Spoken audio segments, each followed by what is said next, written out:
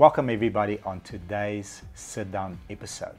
Now, before we get into the details of our guest, I want to make you aware that Hollywood spends billions of dollars and makes billions of dollars by creating series like Dexter, like CSI, like many out there. Probably some that I haven't mentioned yet. And all that they do is they recreate moments in time, a glimpse of what it's actually like to be someone that works that field. The gentleman next to me today is an absolute expert in that field. He has moral authority, and I'm going to go through his CV a little bit and some of the qualifications and the places where he's qualified, and then we'll introduce him and just dive into the amazing career and amazing life that he has lived and the stories that we're going to hear from him. So Gérard Labuschagne, who is he? He's a clinical psychologist, criminologist, advocate of the High Court with an interest in forensic and investigative psychology, an author of the Profiler Diaries, From the Case Files to a Police Psychologist, and the Profiler Diaries too, From Crime Scene to Courtroom. Dr. Gerhard Labuschagne has a wide range of academic qualifications in psychology, criminology and law, including a diploma in criminal justice and forensic auditing, BA in psychology and criminology and English, BA in psychology, Master's clinical psychology, Master's criminology, a PhD in psychology, and an LLB in Bachelor's of Laws. Now, some of the extra qualifications that is received from universities and groups all over the world, including the FBI, are threat assessment and management, homicide and death investigation, hostage and suicide negotiation, crime scene analysis and profiling, arson and bomb scene analysis, cold case investigation, shooting incident reconstruction, sexual offense investigation, psychopath assessment and diagnosis, threat assessment, expert witness training, and investigative interviewing. I mean, wow, this is every CSI crime interested viewer's dream, and sir, you are the Elvis Presley, you are the person on the topic. Thank you very much for sharing your time with us, your story. I'm so excited to have you here. Thanks for having me.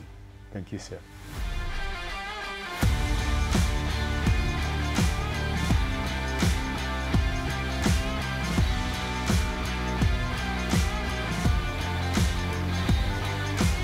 Sir, wow, it's absolutely mind-blowing the amount of experience and moral authority you have on the subject. I want to start off, a couple of years ago. You're only 33 now, so a couple of years back when you were 17. If we can have the 17-year-old version of Gerard walking through the door, sit on the couch, like, are you reading crime novels? Are you thinking about rugby? Are you thinking about swimming? What's important to you at the age of 17, sir? Geez, probably nothing serious. Really? To be honest with you. No, I was a terrible student at school. I nearly failed my matric when I was 17. I turned 17 in matric, so I was an early school goer, late school goer. Yes, early school goer. Yeah. See, that's my maths. Which month were you born in? February. February, okay, got you. So, I never thought I was dumb, but I just couldn't understand why I couldn't do well at school. And I later kind of figured that one out. But please share, because I also never did well at school. I'm like, geez, I wish I'd I focused more. Let me put it this way. I ended off with matric 3 E's, 1 on standard grade for maths, 2 D's and a C. My highest mark was for my home language, which even that's not impressive because you should get more than a C, I think, for your home language. I just think it was a case of I didn't really feel that I was smart for some reason, and it wasn't lack of encouragement from my parents who were always telling me, you know, you are smart, etc. But you start to think your parents are telling that because they have to tell you that. Yeah, because they're your parents. That they love you and you're beautiful, and maybe you're not really. But I think later on I realized it was how we were teaching people to study, and not everybody's brains work the same way. So how we were teaching people to study. I fully agree with you, because that system right there most probably worked 100 years ago because it's memorization. Yeah. And Google took that away. I mean, it's not relevant. And I really only started to learn how to study when I was in my first university, which jumping a bit ahead, and I started to use mind maps.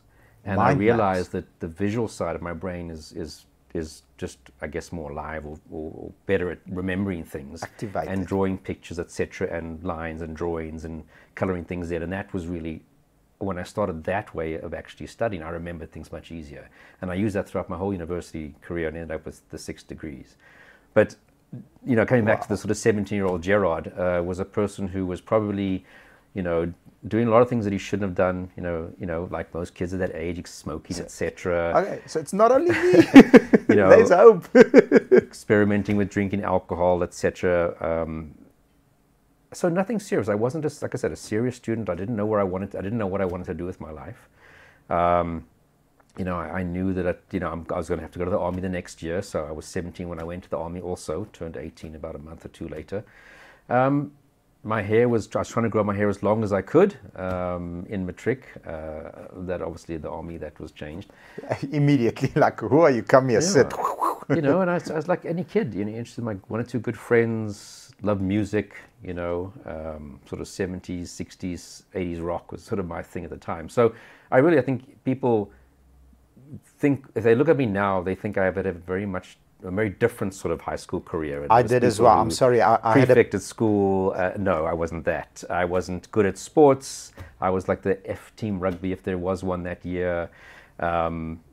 Yeah, so really not what people, I guess, would retrospectively picture me to have been.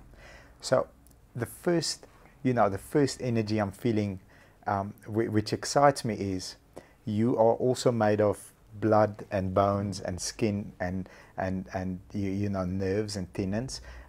You didn't do phenomenally well at school.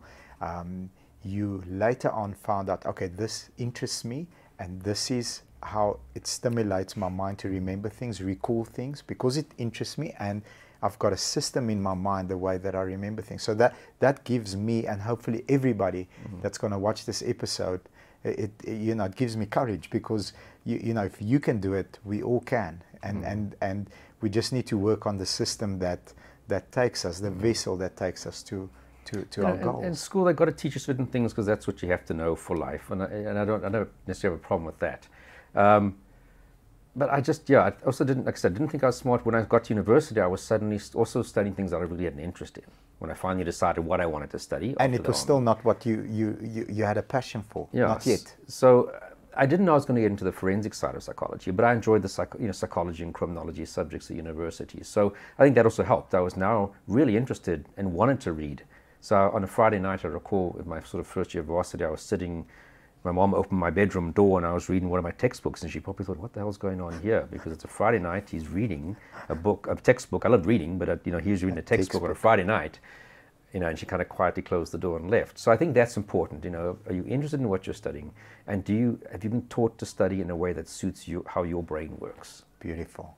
I love it, love it. And if the answer to that question is no, go and research it and try different things or different ways of feeding your mind with information, and find the one that clicks. Like for me, I love books. I'm the biggest bookworm, that nobody knows about. But I can't physically sit and read a book. It's very difficult for me. I'll fall asleep. But Audible, I've got AirPods, and I do one a week minimum. But some weeks I do 2 to 3 a week, because I've got the time in the morning, an hour, and I plan my day. So that's how I learn, and that's how I've been able to, use the little time that I have to consume content. So perhaps for you guys, it's a mind map. I'm going to try the mind map today. I absolutely will. And also, I think, if you're good at school, I think things go easy for you. When you're not, and you're not a great sports person, I think you start to develop other skills. Yes. And I think those are skills that are very good later on in life. So for me, it was my sense of humor, because I was a small guy at school. You know, I was a small, skinny, weedy guy. So I often had to use sense of humor, and I was in boarding school for about 4 years of my high school. That's tough. And you really have to figure out other ways to survive the bullies, to survive this. And I think that also helped develop other aspects of me and how I relate to people and see people and look at situations different from, I guess, the people that cruise through because they were the athlete. They cruised through because they were easy. You know, school was easy for them and they got the 90% and 80%. And I think that those skills often, I think, serve you better later on in life. I think it's the guys who were the nerdy academic guys at school, then they go into the real world and nobody really gives a shit that you got 80% in matric for that subject. Yeah. Even your degree, nobody says, did you get a distinction for your degree? No. Doesn't matter. So, you know, it's very much about the other bits, the EQ, I guess, if you want to use that. The soft skills. The soft skills that so, you know, in boarding school, I'm also, you know, a small guy. I'm an immigrant child, came to South Africa without being able to speak English. I went through bullying. You know, I've spoken about it many, many times. But you're right. I can just, you know, pick up from a very young age. You knew how to read people immediately. When you walked into this room, you already knew who's who, you know, what everybody's function is in here, and who's an aggressive person. I can read that immediately because I've experienced bullying for a very long time. I can already see, and with an aggressive person, this is the approach. I'll read you, I know how to approach you. You're a cool, you know, me and you can be friends, we can write together, different conversation. And that has served you well in your career, am I right? Yeah, I guess maybe that's where my profiling started. You having to really, in a way, I think we all profile. Because that's, you know, when you go on a date, you're profiling the person. Yes. Nowadays on Tinder, you're profiling their profile to see, you know, should I say swipe right or left? Yes. So I think that's a survival skill from caveman days, you know, is something a threat or not? And like I said, for some people, they don't have to rely on that skill as much as other people maybe do. And because they fall back on, you know, I'm a great rugby player. Everything is easier because I'm a great rugby player. Or, you know, the teachers take it easy on me because I get straight A's. They don't give me as much crap as me and you got. So amazing. Very different childhood to what I was anticipating that you had. Amazing. It gives me courage. And it should to all the young people out there watching. My second question, you know, how do you navigate into, you know, the path that you have taken? Psychology, profiling. How does that journey happen from the time that you started studying at university until the point where you landed up at Weskoppies? You know, that was your first, working. Sorry, you ended up working at Weskoppies, yeah. Well, I mean, in terms of there's my pathway, and there's a pathway that I guess if people wanted to go into the career that I often sort of suggest. So for me, as I said, I left high school not knowing what I wanted to do. I had no clue. Then was in the army because that was what happened in those days. So January, drafted into the army. You did 2 years? I was the first group to do 1 year. Oh, lucky. Yeah, so we just cool. kind of squeaked in there. Nice. And I guess, obviously in that year, my parents were saying to me, well, your marks were terrible. You have two choices. You either do a second year in the army, or it'll always be the choice that they know you don't want to take, and then the choice that they want you to take. So it was a case of 2 years, you sign up for a second year in the army, or I go down to Dell College in the Eastern Cape, which was where my father went to school, high school, and you repeat matric. So me being the stubborn 17-year-old, said, I'll do 2 years in the army, thank you. But in that time, I kind of realized about psychology, and I didn't even know the difference between psychology and psychiatry. So I thought for psychology, you had to become a medical doctor. And I'm like, so when my mother suggested, what about psychology, Gerard? I think that's a good fit. I'm like, you've seen my matric marks. I said, no, but psychology is a different route. You do a bachelor's degree and you go up to master's. It's not medicine. If you want a psychiatrist, you do medicine and then do psychiatry. Because you have to prescribe yeah. So, okay, hang on a minute. That's great, because I did always feel that I was perhaps just, because as we discussed now, a bit more insightful into people and their thoughts and behaviors, because it was my survival mechanism at high school. So I applied for that at University of Pretoria, and that and public relations at the Technikon, and thank God I didn't get that, because that just would not fit my personality. I And the only reason I got into Tux, because I didn't have matric, what you call exemption, is that they were busy with an experiment trying to see if someone's performance on psychological aptitude tests is a better predictor of academic success than purely you got 70%. Thank goodness they were experimenting with that, because your score was off the chart probably. So that's how I got into Tukkies. And then my parents said, well, the threat of you going to do 2 years in the army or going to redo matric kind of became null and void, because it's, well, you actually got what we wanted you to do, is get into varsity. And and I said, then I got into varsity, loved it from the moment that I was there, because of the content of what I was just fascinated by, the subjects, you know. But you. Yeah. So that was my career. So I knew that I was going to, my career goal was to become a psychologist. I hadn't at that point thought I'm going to get into forensic work. Because it was an interest, but I think most people have a bit of an interest, whether you're a true crime fan or just, you know, fascinated when you hear about crime stories. But I didn't think it was as a career path, because I knew in South Africa there wasn't a direct study path for it, firstly. And at that point, I mean, Mickey Pistorius was the only one kind of doing that sort of investigative work. Yes. So I thought, you know, what's the chance? So, you know, I went through my career thinking I'm going to go work at the hospital, maybe open a private practice, go to university. And, you know, I did my BA, then I successfully got into my honors, did the honors, and then the biggest challenges for anybody who's tried to study or studied psychology is to get selected for your master's course, because that's where you learn to be a psychologist. And, you know, out of, say, 400 applicants, they take 8 maybe. Wow. So you have people who apply year on year and never get in, or eventually get in after multiple applications. Wow. And I was helping a young guy now, and a great candidate, and he's applied at every single university. I think there's about 15 that train psychologists. I would say half of the places he applied, he got invited for an interview, didn't get any of them. Wow. And he has a law degree That's sort tough. of the psychology, and really wants to get into sort of this field. That's really tough. So it's really hard. So I also thought, well, okay, that's one of my biggest anxiety always hanging over my head. I'm going to go through 4 years of studying and get to the masters, and will I get in? And I was very lucky, and I got in the first time round.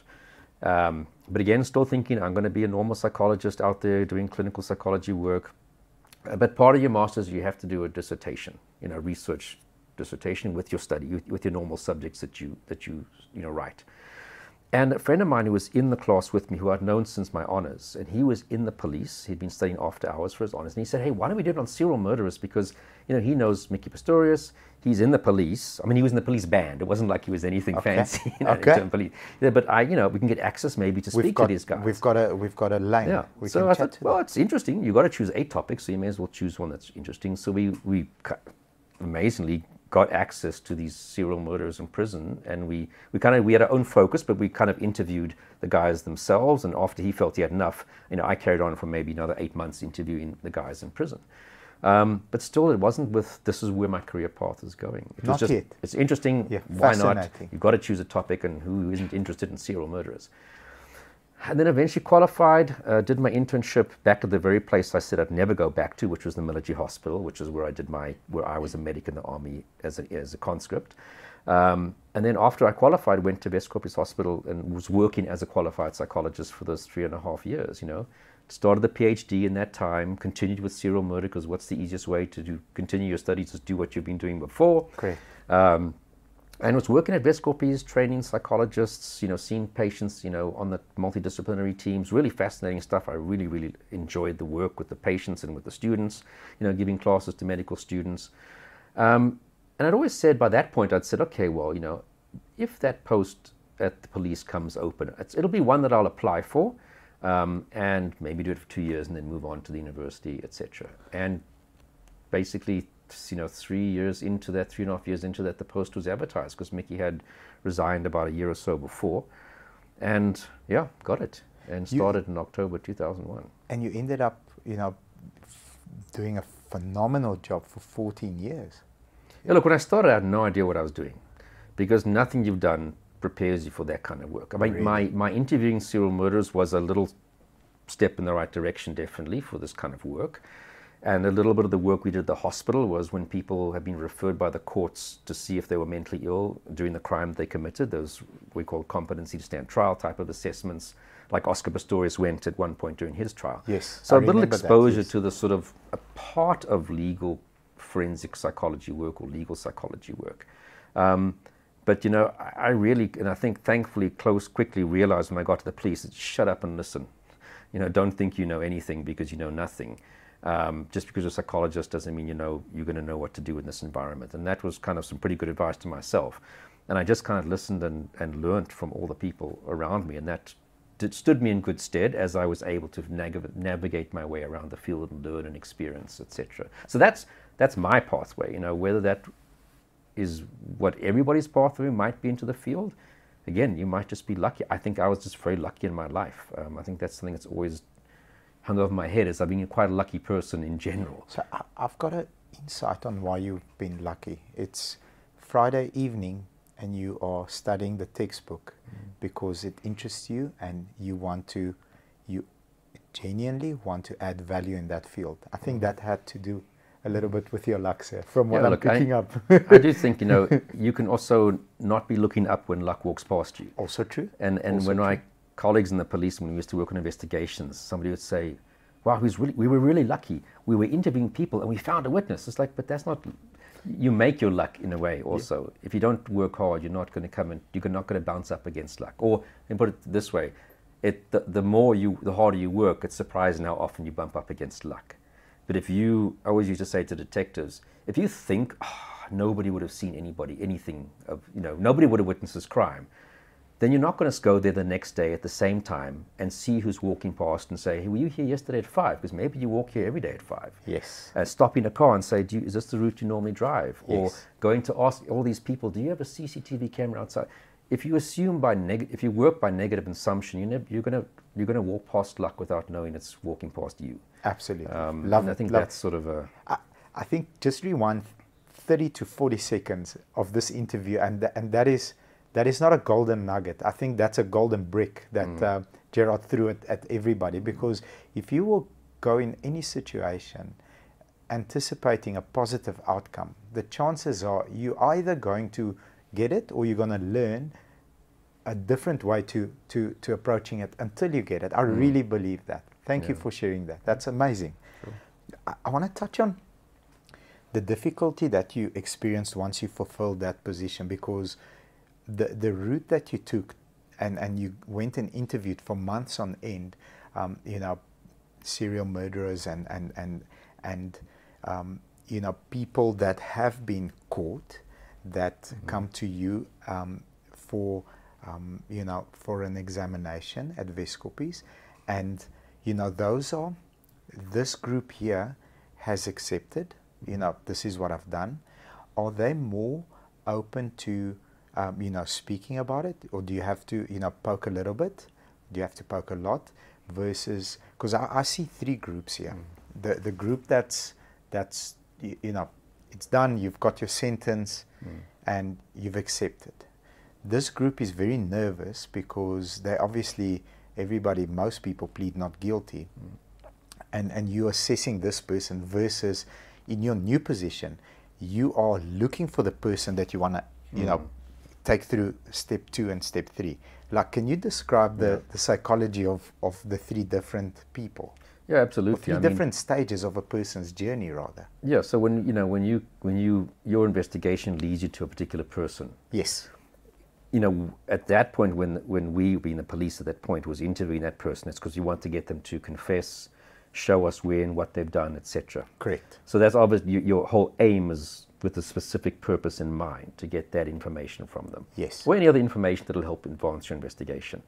And people are very different at that point compared to someone who's been convicted and sentenced, and quite frankly, they've got nothing to lose. Yes. Unless they're going to tell you about new crimes, which they might fear you would charge them for additionally.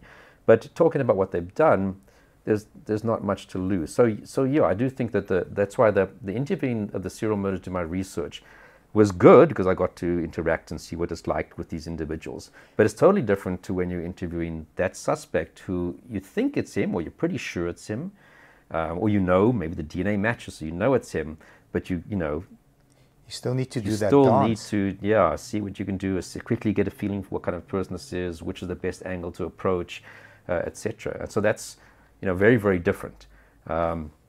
It's not to say that everybody's always going to be open and honest for you. It's human nature for people not to minimize. I mean, I always say to someone is like, oh, my husband caught my husband out and he says it's the first time. I'm like, no. If he says he's done it 2 times, he's done it 8 times. and you know, if anything. And I mean, you think about it, times that you've been caught for like innocent stuff, like, you know, speeding. I got caught speeding on Sunday. Yeah. So I got caught speeding on Sunday. It's like, you were speeding. I'm like, wow, I never speed. Yeah. But I'm driving an S1 Audi rocket ship with 4 exhausts. Like me, I never speed. Exactly. Or maybe you have a hobby where you collect things.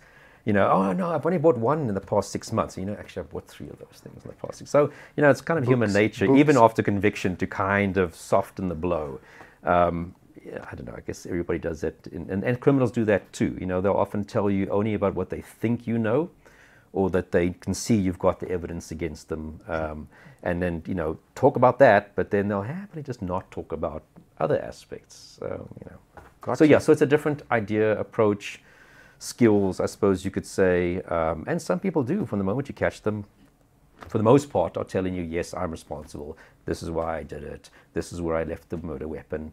Sometimes it's that catharsis that, you know, it's the first time they can talk about what they've done to anybody, because it's not, you know, also when you're committing murders and rapes, you know, cash and transit robbers can sit in a shebeen and brag about what they've done, and well, it's almost like a status symbol, and everybody knows that's the cash and transit robber. Got you. In that crew. Yes. Serial murderers don't sit in the pub and say, well, I raped and strangled 20 women, because that's not bringing you sort of, you know, status. That's, you know, those people are probably going to go tell somebody else. Yes. So very often the first time they get to speak to anybody about these things that they might have been going through their minds for years and years and years is the time they're caught.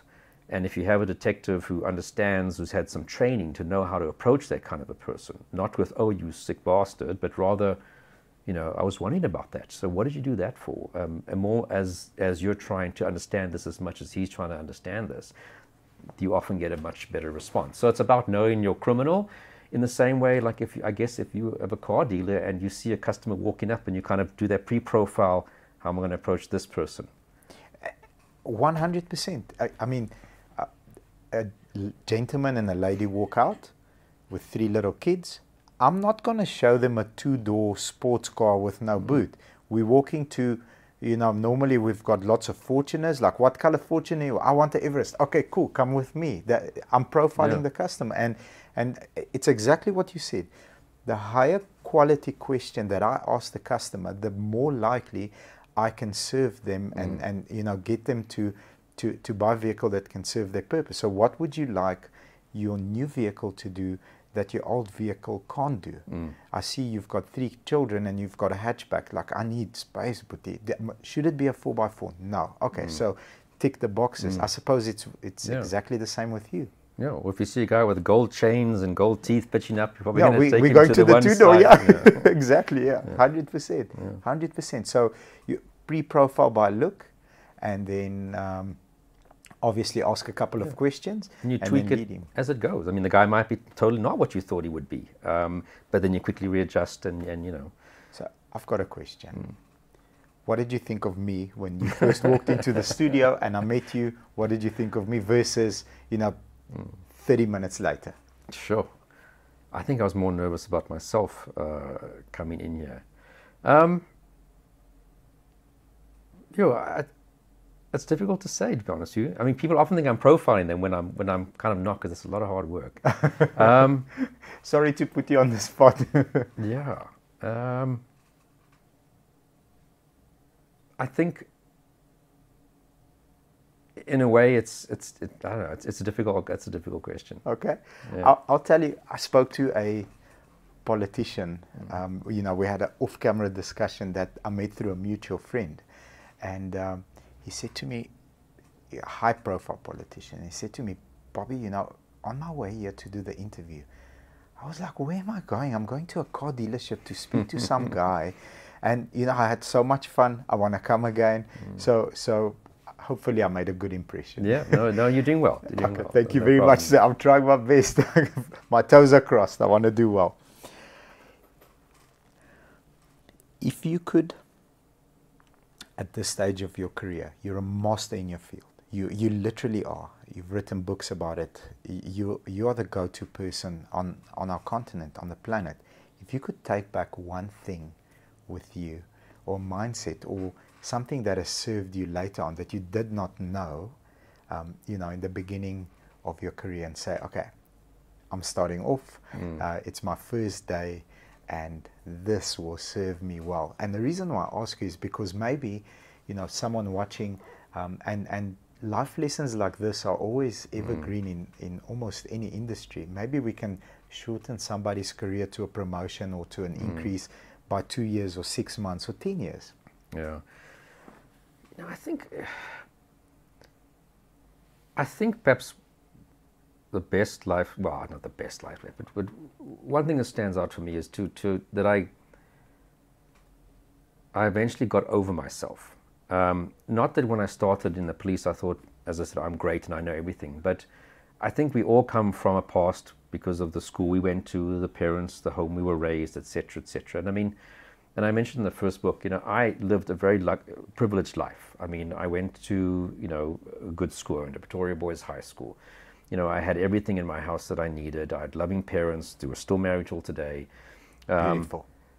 I had a life of privilege. You know, I didn't go to private school, but I went to a really great school. And as I said, we never wanted for anything. Well, we didn't go on large fancy holidays, but you know, we lived a good, safe life in a nice home, etc. And my parents were always supportive and caring. But I think, which is good, and I wish everybody could have that. Yes, sir. But you also kind of, in a way, I suppose you're not in touch with the reality of life. That what's out there. You know, not everybody's going to be nice and supportive towards you, and not everybody has had those advantages that you've had. True. But they might be your boss one day. True. And kind of I walked into life, I suppose, with that privileged ignorance. And I suppose a bit of self-awareness earlier, I suppose would have helped. Not that I can complain where my career went, but I just to kind of realize, you know, you're not as important as you think. Just because you're offended, and we see this a lot today, everybody gets offended by everything, you know. Just because you're offended doesn't mean it's wrong. It just means you're offended, and maybe you have to look at yourself. Yes. And how I view other people. And I think what I really loved about the police, which helped me, I think, quickly change that, is, you know, I went from an environment where I was hanging around with people with masters and doctorates, etc., from my student days into the hospital, etc. And I go to an environment where, you know, a lot of the policemen just have matric, and a lot of the older ones didn't.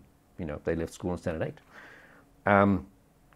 And in a way, like I said, I was very fortunate. I just shut up and didn't try to pretend to be the all-knowing psychologist, and learned how these guys would go from, here's a dead person in the middle of the street, don't know who the person is, right now there's no witnesses, and I'd think, for you guys, I'm going to solve this. And I'd bump into that detective a week later, so, you know, we arrested our guy, he's confessed, and we got the gun back. And I still realized, you have these guys who are absolute geniuses. And also this thing about, you don't have to have a degree to be smart, you know. And some of the smartest people, and it's in the books, some of the smartest people I've met were the detectives I worked with, because it's this ability to put puzzles together and to problem solve. And I've hit this wall, I need to get there. How do I get around that? And what's other ways to get to that point? And that creative intelligence that I encountered by people, like I said, who, you know, some of them still are not staying in great circumstances, you know, and also through the police working in all environments. I mean, we spend a lot of times in informal settlements, and kind of just realizing the humanness of people, that the fact that you don't have much doesn't mean you're a bad person. Yes. You know, it doesn't mean you're still not going to keep what you have nice and clean and be a good, honest person. And I suppose that's proud. Kind of just getting a life education. And that really only happened when I went into the police, and I worked all over the country, from the poorest environments to fancy houses in fancy parts of, you know, Joburg and Pretoria and wherever, Cape Town. And just seeing basically how 99% of the rest of our country live. It just kind of was a real reality check, I suppose, that is a way. And I wish people would have that sort of sooner, that kids who go to decent schools realize, but you know, the majority of people aren't having these opportunities you have. And you need to know that, because that's going to serve you well as you go forward, definitely in our country. Beautiful. Love your answer, because if you don't experience that, you're not relatable. If you are not relatable, you don't have the tongue to speak to the normal man on the street, as well as you know the angle, the strategy to get a person to confess. And you know, our counsel with a lot of people. I'm the first one to, like, I need help. I always need help because I always am stuck and I don't know what to do. And one person that I counsel with daily has got no fancy degree. He's got, you know, he finished matric barely, but he always says to me, he says, Bobs, I've got street smarts. And you know, I'll give him credit. He's like my Obut. His name is Uncle Chico. And he says to me, Obut, there are different rules on the street. The rules on the street, if you understand them, you can play the game in a way that you can read people, you can read body language, you can tell the intention of a person in a meeting. And I've learned so much from him.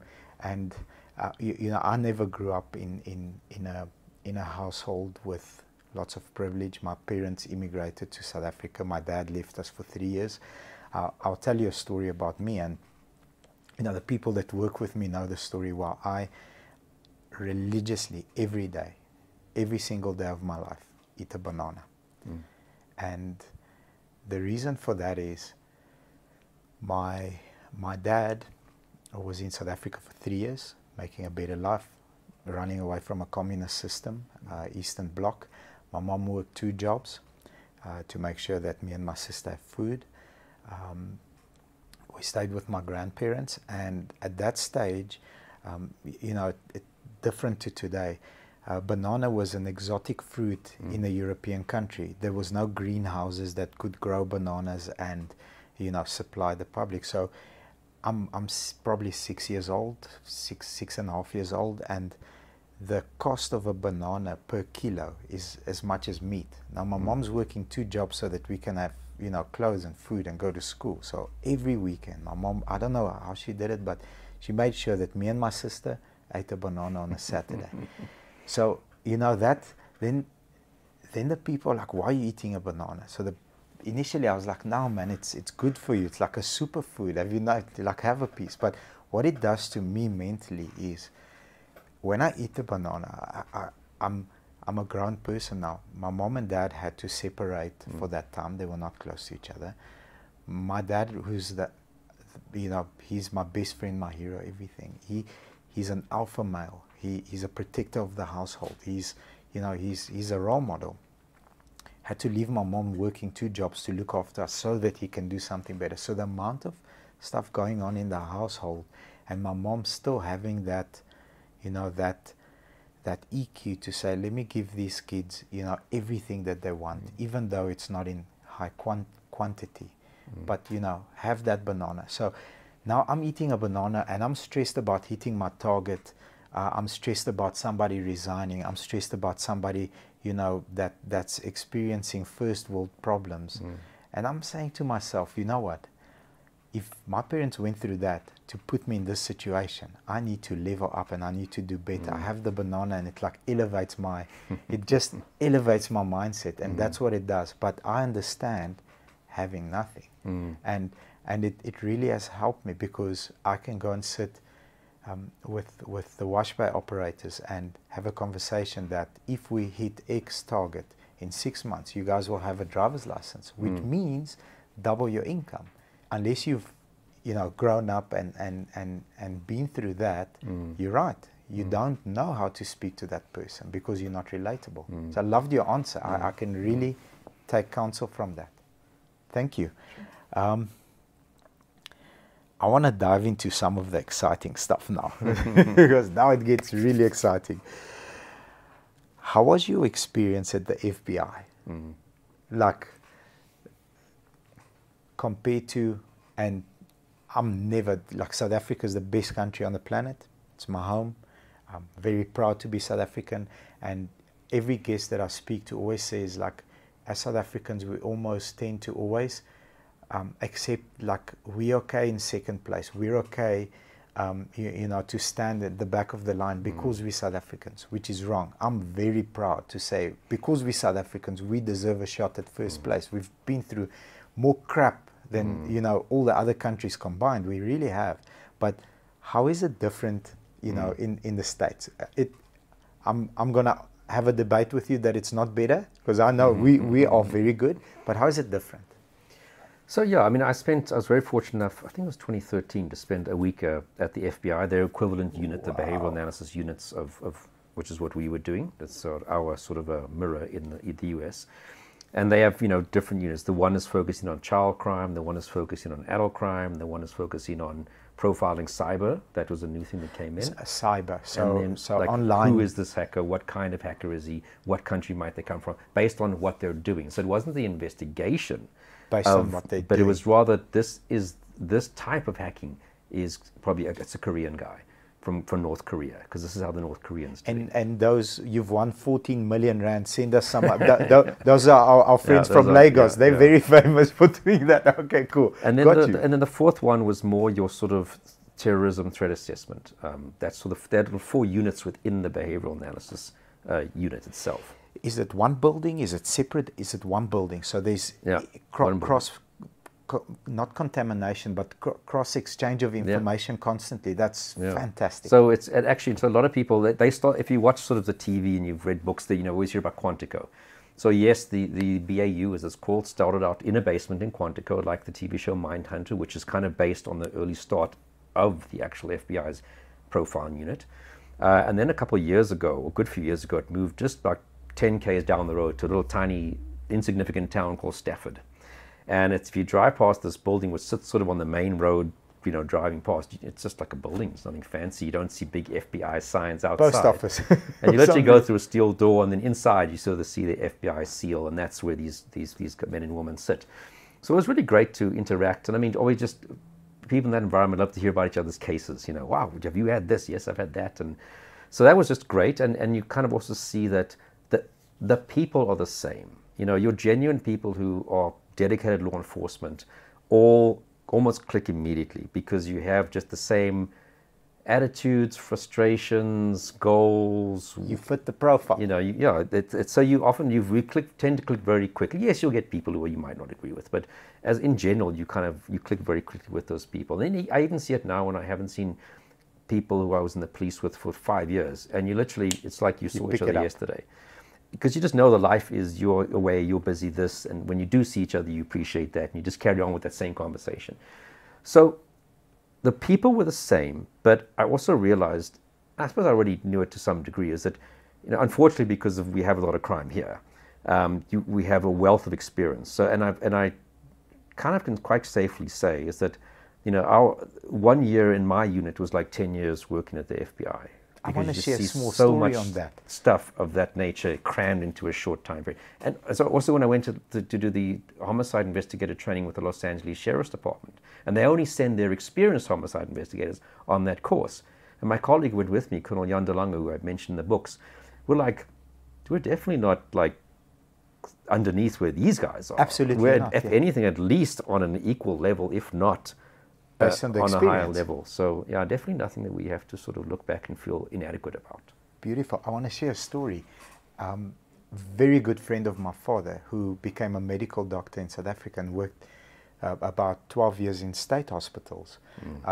Eventually was looking around, and he decided, unfortunately, to immigrate to England. And the head of a very large hospital called him and said, "Look, I think you made a mistake on your CV." So he said, "In which part, sir? You can't have this many operations to gunshot wounds, this many operations to stab wounds, this many operations for this many." It's like, I work, like I come to work and I work. He's like, "Can we confirm, no offense, can we confirm with the head of the hospital?" And when they did, he found, he's like, "When are you coming? You've got more experience than our most experienced professor." So it ties in with what you just said. I mean, as another anecdotal story, so Professor Henrik Scholz, he used to be the head forensic pathologist at Joburg Mortuary, probably the busiest mortuary in South Africa. Wow. And he was in the UK on a course or having a lecture or at a conference, and this guy was presenting on gunshot wounds. And then old Prof. Scholz said to this guy, "I just want to ask, how many gunshot autopsies have you done?" And the guy said, "Well, I've done about 20. And sort of, and the guy said, "Well, how many have you done?" I said, "I've done about 4,000. And, the people writing the books often don't have as much experience sadly, as are medical doctors, forensic pathologists. So, and even at Weskoppies, I mean, I was dealing with things that they said, wow, you were like a new psychologist and you were dealing with all these issues, and you don't see. So, you know, I think things like our doctors, you know, our detectives, or, you know, sort of, I don't know, we call them state professionals, just get exposed to so much that experientially they kind of have 10 times more. And this is why even our psychologists, I mean, at the moment there are New Zealanders snapping up South African psychologists as fast as they can submit their applications. Submit the application. You know, and I've had about 10 colleagues in the past 2 years that have, good colleagues that have all immigrated to New Zealand as psychologists, because they just want, the training's good, the experience is good. And yeah, and so they tend to have a very good reputation. That can only be because you're doing a good job. Yeah, absolutely. So, I mean, as South Africans, we have to be proud. We don't need to, you know, wait at the back of the line. We can really challenge, and we can compete with the rest of the world, and we can, you know, position ourselves to win in anything we do. Yeah. Now, 14 years head of the department. Is there anything, or, you know, a couple of stories that stand out that were like, wow, this is, you know, perhaps a story or two from your book, like, this is fascinating the way this evolved from you know, the initial expectation to the actual, you know, to the actual crime? Is there anything that you would like to share? Well, I mean, every crime you investigate it's a journey. You know, even crimes when you've arrested the guy you know, at the scene, it's I always say it's never open. Nothing in life is open and shut. And the minute you think it is, that's when you trip and fall horribly on your face. And I kind of, I'm always would remember that when I hear a detective say this is the open and shut case, I literally want to strangle them, because what they're actually saying is that I'm about to not do my job properly because I don't have to. I'm going to take a shortcut. I'm going to take a shortcut. I'm not going to do the things that I would normally do because it's right here in front of me. And those are the cases that always come back and bite you on the backside. You know, a good example, you know, Andrea Fenter was a young girl in 2011 who'd been dating a guy, Gerard van Vieren, who had a history of abusing her psychologically and physically, and she had protection orders, and she'd fled him, started a new life in Johannesburg. He tracks her down, forces her way back into his life. And one morning, I think it was on the 2nd of May 2011, she's seen running from her little flat in this complex, Sabaya Sands and Fourways near Monte Casino, runs to the security gate. He's running after with a knife, and as she gets to the sort of the guard hut at the place where you drive in and out, he stabs her, I think 14 times, cuts her throat, and this is in front of a bunch of witnesses. And then he cuts his own throat, and he lies down next to her. And the police come, she passes away at the scene, the paramedics are able to save him. And sort of what we could see, about 2 months later, I get told by the prosecutor, said, look, I think you've got to get involved in this case. As to why. So this is exactly one of those things you were talking about on the course that you were talking. It's a open and shut, you know, case. But the problem is, I know from what you taught in that course that what this guy's going to probably do at trial is sort of plead a temporary insanity kind of defense. And he might win. And he might win. Because why? Because what typically happens is we've taken 1 or 2 statements, because why do we need to take everybody's statement? Because we saw, you know, we have enough people who saw him do it. He's arrested next to her dead body. What do we need to prove? And I often used to say to it's not about who done it. You also sometimes have to show the why done it. So in that case, he might come a year or 2 down the line and plead some kind of temporary insanity defense. And proving that wrong might hinge on the very things that he was saying to that paramedic while he was being treated by the paramedic. That shows actually he wasn't out of his mind at that point in time. Yes. And in this particular case, to a degree that happened, because he also fled to Brazil. We caught him, brought him back, and only was convicted this year, actually. Really? From 2011? 11 years later, yeah. Wow. In August, he was convicted and sentenced eventually. And then it became very much that we had to call that paramedic, who luckily we'd interviewed and taken a good statement from. And he said, you know, as I'm sitting there treating him, he said to me, is she dead yet? Not, what happened? Is she okay? But is she dead yet? So there was clear intention. So meaning he knows what he just did to her. So, and I've had another case, also a sort of intimate partner murder, where same kind of thing. And here we weren't involved in the early phases. We got involved later on. And also this guy, he was in the SANDF, goes to the base. They decided to sort of separate him and his wife. allegations that she's been unfaithful. He goes to the base pretending to just want to work that day and book in as a SANDF member. He gets hold of an R5 rifle, puts it in his vehicle and says, oh, I just got to go home, I forgot something. Goes to where she was staying, which was at a guest house. Long story short, he ends up shooting her. And then he stays in the room, I guess contemplating suicide. The police come, they negotiate, and he hands over the firearm, is arrested. He also tried sort of that temporary insanity defense a couple of years down the line. But they, at the time, hadn't taken all the detailed statements about every little detail from the witnesses or the people present at the guest house. And eventually they tracked down the guy who was a chef. And they said, but can you remember what happened? Yes, I remember there was shots. That's when he went into the door. Then a bit of talking. I couldn't hear quite what was being said. And then about 10 minutes later, I hear him say goodbye, and then he shoots her. And that one word, goodbye, shows what he knew what he's about to do. He wasn't out of his mind, to use sort of very simplistic terminology. But if we hadn't had that one particular guy, that luckily still all these years, 3 or 4 years later when we were at trial, was able to say, yeah, but I remember this is what the guy said. That trial could have swung the other way, and the court might have accepted that this person at the time was sort of not in his right state of mind, etc., etc. And the devil's in the detail. Absolutely. So there's a very nice quote that I didn't memorize it yet, but I will. That comes out of your book. I'm gonna find it now. Okay. And I'm gonna read it. But it goes something like, you know, you can go and spend time in hell, as long as you don't spend too much time there. You need to come out. So I think that just plays into, you know, spend enough time.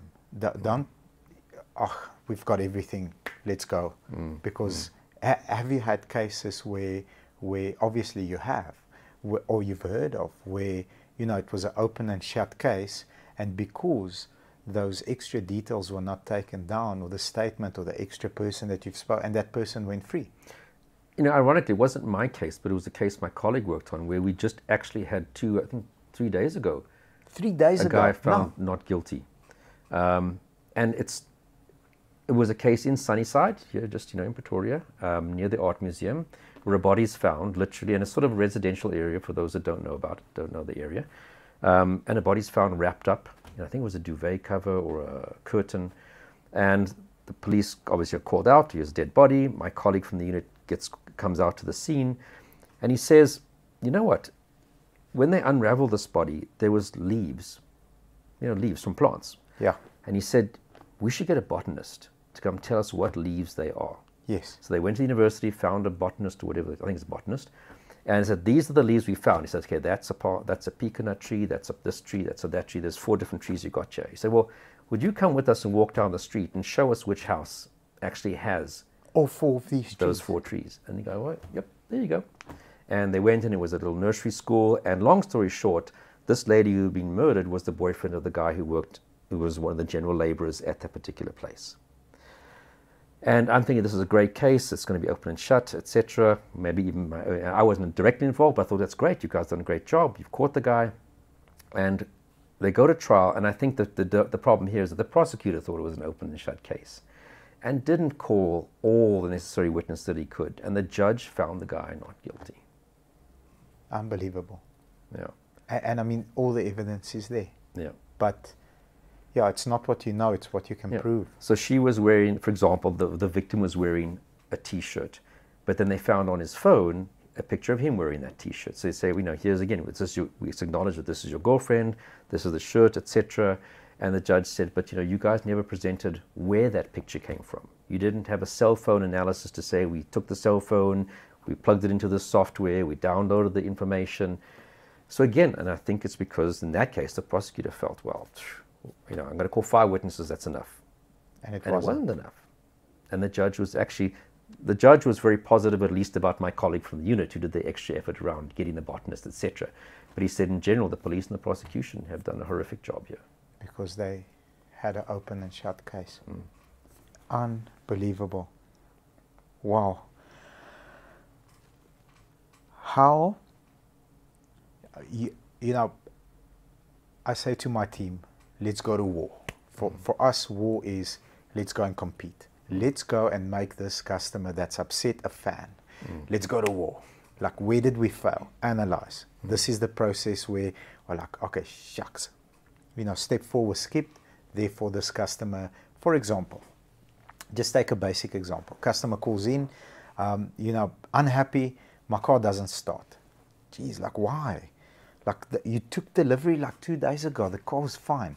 My car doesn't start. I'm very upset, complaining, screaming sometimes on the phone.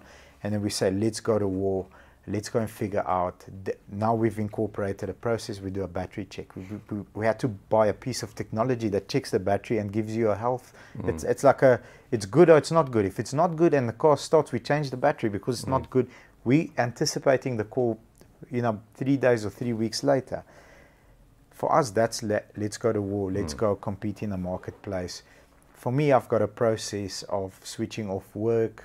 I'm about to walk into the door of my house and I need to be a husband. I can't be, demanding, pushy, driving a sales team hard, in that mental state with my wife. I can't, because she'll probably phone you to come and help me.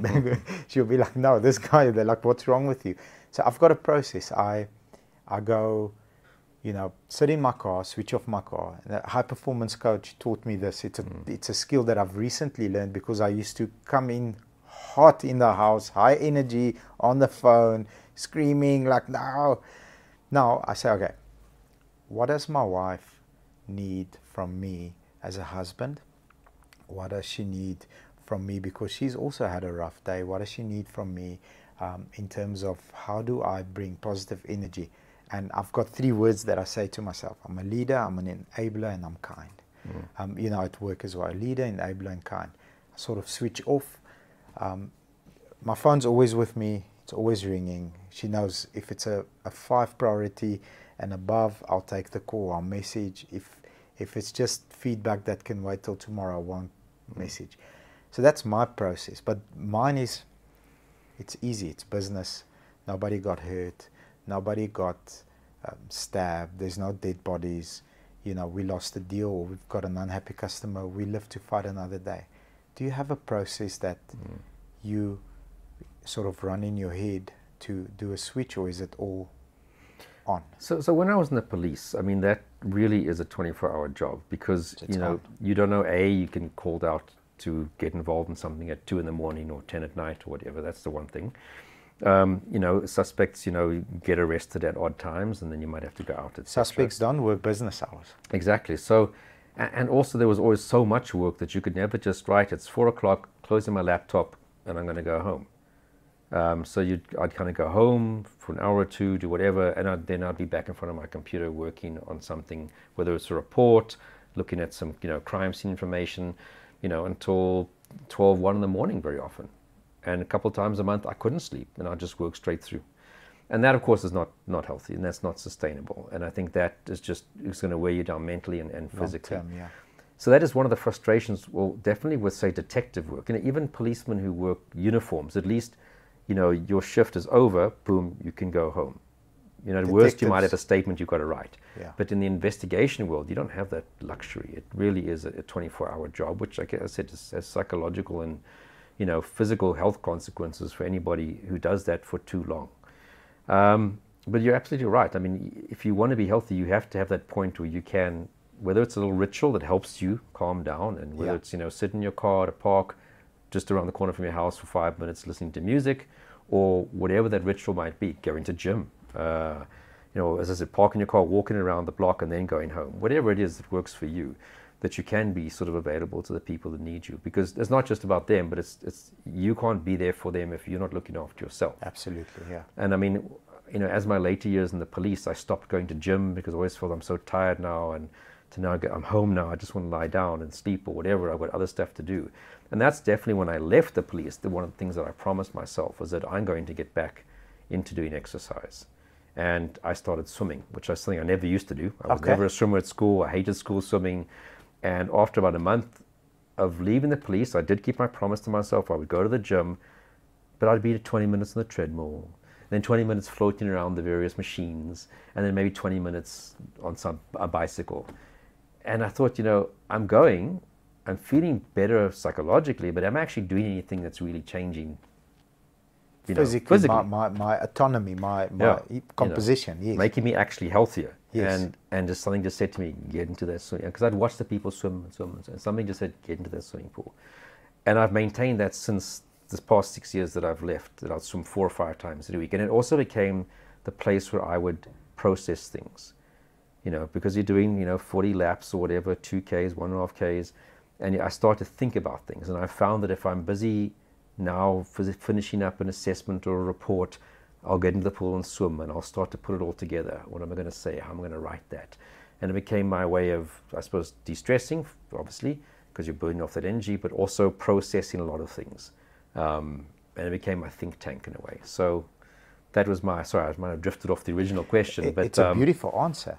Absolutely, yeah. Because that's your way. I've recently lost 28 kilograms. Wow. And exactly that. Seeked help. Like, I need your help. Jock Versace, Kaizen group. I'm very, public on social media to give them thanks. He's changed my life. And that time in the gym helps me process issues. I know that I need to have an answer by my 7:30 meeting on this issue here. I'm not thinking about it tonight while I'm engaging with my wife or watching a movie or whatever. Strange Things that she watches. Stranger Things. I think it's called Stranger Things. That thing is horrible to watch, but I'm semi-hooked on it. But that's what we're watching currently. But I know that from 5 to 6:15, I've got, those 90 minutes or whatever to process it. And while I'm doing a little bit of cardio, I do the bicycle. Yeah. I can go and say, okay, if this, then this, if this, then this. By the time I'm at the 4th machine, I need to be finished with this process, and then, like your laps, by the 20th lap, I want to be over this. I need to put something else to work up. Beautiful. Thank you. Love the answer. So, gym is your process. Yeah. Amazing. Landmines. That's our question that we ask anybody that has reached a level of success, not even close to yours. You're a master in your field, have stepped on a lot of landmines, because that's how we grow. We make a mistake, we learn out of it, we approach the situation differently, smarter, and then, if you don't mind sharing some of the landmines that you've encountered. Sure. I would say the biggest one is when you think, like I said, you think you know everything. Because then you stop listening and you stop observing. And then you find that somebody who, in your eyes, doesn't know anything has just shown you up. So I think I think that's why I always loved going on training courses and learning more stuff throughout my police career, where we had great opportunities to get people going to give us training. I would attend every possible opportunity for training, because I want to hear about how other people are dealing with things, how they dealt with that particular problem. I'd even like the same course by different people, because different people will have a different view on that topic. Got you. And I think that's one way I try to keep myself not thinking that I knew everything. So I think that's a huge landmine. The minute you think you are an expert, then that's probably when you're stopping being an expert. You're not an expert if you call yourself an expert. You're only an expert if others call you an expert. Absolutely. I really do believe that. Yeah. So I think, that's one thing. I'm trying to think. I have to say I've been quite fortunate. I mean, there've been times where I've been testifying in court, and I've said something, or something's in a report of mine, and I suppose again it's that what you're trying to say, yet when you put it on paper and you put it, it doesn't when sound somebody as good. else says it, comments on it, you realize I shouldn't have said it like that. So there've been small things where I've had to revamp and rethink and think, well, I'm going to have to do that differently next time. And what surprisingly is when I used to help a lot of the prosecutors cross-examine other psychologists, we'd highlight the way they've said things and mistakes they've made, and they don't learn, and you see them in court 6 months later on another case, and they're doing the exact same thing. And I always thought, but why wouldn't you want to learn? Why wouldn't, if you're getting a bashing and a criticism in the courtroom, are you so arrogant that you just think, that's just them being critical? And not, okay, maybe I should look at how I did that, or how I said that, or how I phrased that. And I always could never understand why people don't almost self-correct. And is it that sense of I am the expert, or I'm so arrogant that, you know, even if I got a bash in it, well, you were wrong, never me. So that's another sign of an expert that I see in you, sir, and that is criticism is welcomed. It's very good to take on criticism, constructive criticism. I'm not talking about a keyboard ninja that goes and bashes you online because he doesn't like the color of your eyes, or, you know, he's had a bad... I'm talking about real criticism. You know, for our company, we get criticized. I'm like, geez, you know, these people are right. You have to put your ego aside, and that's a big landmine. Yeah. Successful people have massive egos. You've got a big ego. If you didn't, you wouldn't have reached the level of success that you have. It's ego. Just you control it, and you are willing to say, okay, that didn't sound the way that I intended it to. How can I improve the next time around so that I don't look like a fool like this psychologist now 3 times in a row? I'm like, geez, learn already. Got a beautiful landmine. Beautiful. Maybe a last one. Yeah. So, I mean, oh, another one. Please. Oh, my goodness. I'm learning so much. We all are. I don't know if it's a landmine, but I guess it's in a way ties in with what I said earlier, the mistake of not treating everybody as if they have some sense of worth. And again, I think that might have come out the life of privilege that I grew up in, where, you know, you have a helper in the house who you see as a lesser person, I guess, in some way. And not realizing that even the guy who's the gardener that might come to your house once a week to help out, or the waitress, you know. And I kind of, over the years, I don't know really how I got to that point, but I'll sit in a restaurant and I'll see how someone I'm eating lunch with or dinner with would speak to the waiter or the waitress. And I'm big on that, sir. Yeah. And for me, that's sometimes a very good mechanism to see what kind of people you're dealing with. I'm big on that, sir. Because yes. if you have this attitude of, you don't say thank you very much, or to the waiter when they bring your food, as if you expect them, well, that's their job. But even if it is that job, that doesn't mean you don't have to treat that person with respect. Absolutely. And that just because someone lives in a shack and doesn't have, nobody asks to. I didn't say, ooh, I want to live in a shack. I want to have a life where I earn nothing and where I don't have proper food. Nobody asks for that. No, sir. It's forced upon them in many situations because of economics or whatever. And if you don't see the value that I guess the lowest of the low, if you want to use that kind of terminology, person in terms of economic status and this and that, if you don't see the value in that person, then what kind of person are you? Yes. And that also feeds into I'm better than you. Yes. But you know, one thing I've learned working for myself was that, geez, I've come to some months where I thought, wow, I don't know how I'm going to pay my bills. Yes. I don't know if I'm going to pay my bond this month. And I've managed to squeak through every time. And I'm thinking, wow, but if that went on for 2 months, like a COVID scenario, you know, if this went on for longer, where I could very easily be that person begging for someone to let me stay with them, very easily. Yeah. The fact that I've got 6 degrees doesn't mean I'm going to be a major financial success. In fact, I often say the more degrees you have, usually the less you earn. So just sort of getting over yourself, because I could be, with a few wrong turns, I could be that person who is having to survive by begging or by whatever. Yeah. And if you treat, sort of, as I said, the smallest person in society with respect, I think and I do think that feeds back into karma. Yes. That'll come back towards you in some way, somehow. And yes. I do think that's why I've been very lucky in my life, and I commented on earlier. Because I think I try not to take things for granted. I try to treat everybody as far as I can respectfully, no matter who they are. And I do think that positive energy and vibe does come back to you through karma. And that my word is karma. Other people might have other words for it. So I've got a business mentor that I'm very fortunate to be able to spend time with twice a month for 90 minutes. You know, runs American person, runs $1 billion.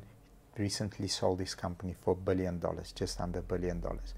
And I got goosebumps. This is his version of your story.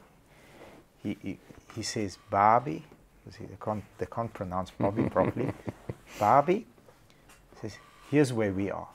Immigrant child like me, grew up in a grew up in a situation where they had to live in a refugee camp because their country was war-torn. Ran away from their country, stayed in a refugee camp in Europe, ended up in the States, ended up in America. I'm getting goosebumps, you know, just repeating his story. He's a phenomenal person. He spends 30% of his time with people that are on his financial and economic and sort of level. 30% of his time. Because then they process issues together on stuff that's currently affecting him, because he's living a life. He's running a business, he's, you know, looking after 4 kids. 5 kids. 4 kids, sorry. 30% of his time he spends with people that are far below him in terms of where achievements, economics, earnings, and he's lifting them up because he's sharing with them, listen, I've been there, or listen, I can help you come to this point by tweaking your mindset. Just do 1, 2, 3, 4. And that gives him the right or the privilege for karma, or whatever, you know, you want to call it, to be able to ask to spend the other 30% of his time with people that are far ahead of him, because they are reaching down, picking him up. So I love what you said. Everybody can teach you. Everybody can teach you. You know, you have to respect people. We are all made of muscles, bones, blood. You know, that should give us all confidence. So I love the Landmine. Just because someone comes from a different economic background, it doesn't mean they're a lesser person. It doesn't mean that they can't teach you. It just means that they'll teach you things that you weren't even expecting. They won't teach you how to invest in the stock market, but they'll teach you life lessons that guy in the stock market wishes in you. How I agree with you fully, sir. Beautiful. It takes a village to raise a man, an amazing man like you. If there was 3 people that you could say, you know, this person course corrected me 2 degrees and he sent me on a different path, and this is what I feel thankful for from him. What are the 3 people? If you, I know there's 300,000 people that have course corrected you. You've met amazing people. Yeah, I mean, I think I definitely, it might sound sort of cliche, would have to say my parents, who I think raised me in a way which was, you know, I'm 50 right now. So, you know, when I went to school in the days where they used to get caned when you did something wrong. Me too. I don't fully, you know, agree with it, but there was good parts on that. Yes, I think it was a good, semi-good. And I was raised by parents who, I suppose you could say, had a more of a psychological approach to raising children. Okay. You know, they weren't the sort of, but no, the school that happened, but not in how they dealt with us, myself and my brother, for example. So I definitely. Is your brother older, by the way? He's older, 2 years. 2 years older. What does he do? 3 years. He is a project manager. Okay, yeah, cool. So totally different kind of field. I think BCom qualification. And he was the smart, I always thought he's the smart one of the 2 of us. You both are He did better at school, and he got in the 60s, and that for me was such an achievement. He was like, getting, wow. He was getting 60s. That's really great. High five. So, you know, I think definitely my parents, and I only appreciate this now at the age I am at now. Actually, what my parents really kind of gave to me, and the guidance and Beautiful. The outlook, and I start to see myself saying and doing things that my father used to say to Beautiful. me, that I thought, oh God, really, Dad? So I think that definitely, retrospectively, that's really 2 people that even till today are very, very supportive. You know, then on my career, I would say, you know, academically, when I got to sort of my honors and masters, one of my professors, Professor Dave Bayers, he passed away a few years ago from cancer, who really kind of had faith in me and supported me and sort of groomed me in my sort of psychology. And I mean, when you study psychology, when you get to the masters, it's not just about the academic teaching of how do you do therapy. The masters is very much about who are you. Really? And that's why they take only 8 people, because you are developing as a person. So in that group of 8, you know, after the first month or so, you'll have these things where you comment on, you know, what you think of each other, not in simplistic terms, and the impact you have upon people. But, you know, when you do this, it affects me this way. So it's very much about learning how you behave and how that impacts other people. And that's really difficult things to go through. I can imagine, yeah. You know, so I think old Dave Bayers was definitely one professionally, who sort of, I would say, is someone who shaped the course of where I am into my psychology career. But then, like you say, there's so many people, you know, from the victim that you at a crime scene, you think, I'm so fortunate that that's not me. Got it. I might have problems, but I'm so damn fortunate that I'm not lying dead on the side of a street. Yes. Or that, you know, a family member hasn't been raped. Or that, like I said, I'm here in someone's shack, and I'm so fortunate that I have this life that I have. Yeah. So I suppose, in a way, kind of, again, being thrust into an environment which is so different to what I grew up in made me really appreciate on a day-to-day basis that I'm not the guy standing next to my car window asking me for $5,000. And so I think it's lots of people in different ways, that, in small pieces, that have said, made me realize, actually, you know, be grateful for what you've got, you know, and yes, work hard, but, you know, there's 99% of the people out there who are in worse situations. Yeah. So be appreciative of the fact that you are healthy, that you can run and do things. Because a lot of people don't. In your lungs. Yeah. Beautiful. Yeah, gratitude is, wow, man. You know, I so believe in the way you speak to yourself is probably it's the most important conversation every day. You know, I pray, and I'm a person of faith, but I train my salespeople. I call them lions. You're a warrior. Speak to yourself in a way that supports that. Don't, you know, break yourself down the whole time. And knowing yourself, like you said, you know, knowing who you want to be. Many people go through life. I speak to people a lot older than me, like, is this what you wanted? Like, who do I want to be? If you ask, if you wake me up at 2 a.m., I know who I want to be. I want to employ 2,000 people. That's my goal. 2,000 people, be the biggest independent dealership in the country without selling shares. I cast that vision 50,000 times a day to everybody that's who I want to be. But it's not necessarily who the next person wants to be. And it took me a long time to figure out, you know, am I the financial guy? Am I the guy that wants to buy a Porsche? Like, not really. I want to empower people, because I know what it was like having nothing. And I've seen, you know, some of the strategies that I've shared, you know, shape people's lives, and that gives me so much energy, and it like brings me joy. So knowing who you are is what you studied at the master's level, to be able to, you know, work with people like that. That's fascinating. How do you identify a criminal? You look at him and like, boom, guilty, based on your experience.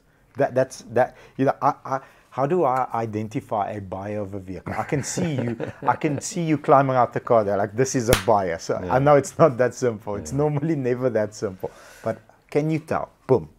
No, I mean, there's so many different types of crimes, obviously. Let's take worst of the worst, murder. I would say no, but you know, we know why, because there are so many different reasons why people end up killing someone. You know, you get that intimate partner murder, you get the guy who is a cash and transit robber who shoots the guard. No, and I think it would be so much easier if we could just identify who's going to become one. And most people are killed by someone that they know, you know. Most women are killed by an intimate partner, person they love and trust, at some point at least, loved and trust, etc. You know, definitely things like your serial murderers, there's, you know, they used to say, but, you know, if you see kids at a young age setting fire to things, torturing animals, and wetting their beds, that little triangle of stuff is such a, you know, that means a person's going to become a psychopath or a serial murderer. And none of those things are great. You know, if you do see people torturing animals, they probably do need some help. But even that doesn't necessarily predict that they're going to become a murderer, etc. So, and I think that's definitely with your serial murders, what's so scary is that they are so normal to the rest of us in the rest of their life when they're not killing people. They're not living this gangster lifestyle, beating people up, stealing. That will be great. Then we can go, oh, stay away from that horrible bad person, you know, because we know their reputation. But these people live the daily normal lives. I mean, you could have an employee who all we know is a serial murderer, serial rapist, because what they're doing there is very different to how they're behaving in their workplace, to their friends, to their family. That's almost like this secret life, if you want to put it that way. So 99% of them is very normal. They're doing the things we all have to do. A lot of the guys, when I speak to their employer, they go, wow, he's a great employee. You know, he was our best guy. Whenever we'd have a new project, we'd put him up there because we knew he's going to look great for our company. You know, whatever it was that they were doing, whether it's, you know, construction or this or that, security. I want to touch on that. About a year ago, we get a new guy in, new person in. He's, we normally don't hire men for like an administrative type of position, because generally, I don't want to offend anyone. Generally, we're not great at it. I do okay. I've got a filing system, very important, like middle, hyper important in my eyes. The rest is file 13. But like this guy is brilliant in an administrative position. The manager gets a call on a Monday because he's not at work. Now this guy's been arrested in PE. I'm like, arrested for what? Domestic violence. I'm like, geez, is this guy on a fixed term contract? Luckily still on probation. We can still say no to this person before the 3-month, whatever period it was. You 100% right. Normal guy, very likable guy. Domestic violence, you know, beat up his partner, like terrible things. I mean, that's the thing. I mean, that's getting goosebumps here.